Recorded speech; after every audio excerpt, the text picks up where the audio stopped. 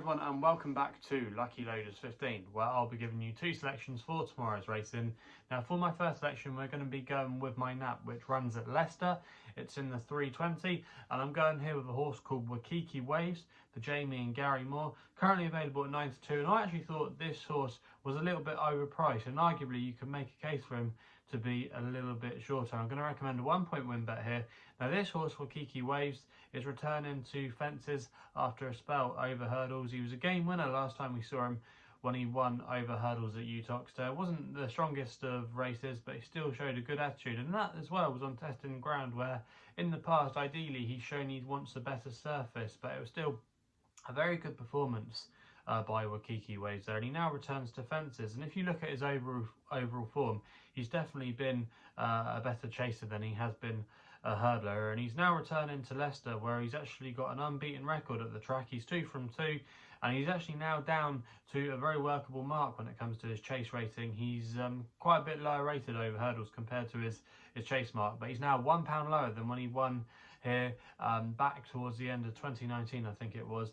He's now down to a fairly decent mark, and I just thought he had really strong claims. Now the chase track tomorrow is going to be riding okay for him. It's currently described as good, so that won't hold any problems for him. And I just thought quite a few in here at the top of the market, the likes of Percussion, were a little bit too short. I just thought he was maybe a little bit flattered last time out in what I thought arguably was a weaker race. I don't think this is a particularly strong race for the grade, but I thought Wakiki Waves, on what he's had on some of his more recent assignments over fences, this looked a little bit easier, and I thought some of the others had question marks over the trip, their mark, their current form. I just thought there was a lot to like about the chance of Wakiki Waves here, and the yard of Gary Moore's team are going along really well as well. I just thought, for me at the prices, he should be nearly buying favouritism. I think at 9 to 2 there, it'd be interesting to see how the market reacts for him tomorrow, but I just thought he had solid credentials, and I'd be disappointed if he couldn't add a third course success to his name. So that's why Wakiki Waves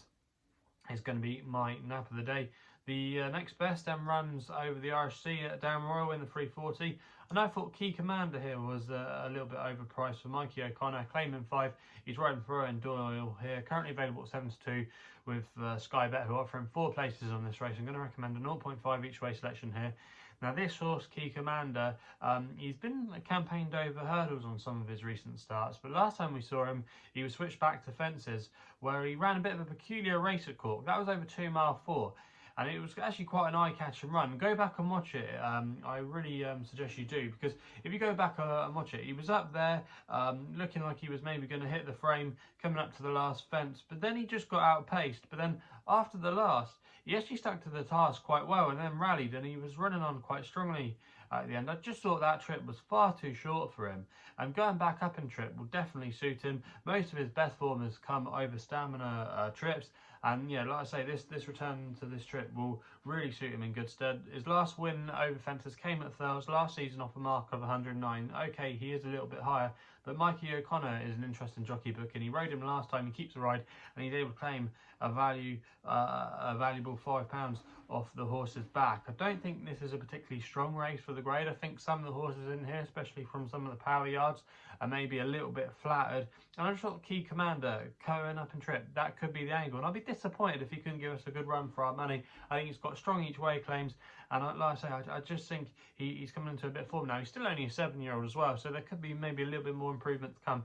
But for me, I think he might have a little bit more to offer over fences, so that's why he's going to be my next best of the day. So they're the two selections then for tomorrow's racing. Let me know in the comments box below what you're going to be back in tomorrow. If you're still enjoying these videos, remember to hit that thumbs up button and subscribe here to my YouTube channel at Lucky Loaders 15. If you want to follow me on Twitter, that's the best place to do so on social media, where my handle is at Lucky Loader 15.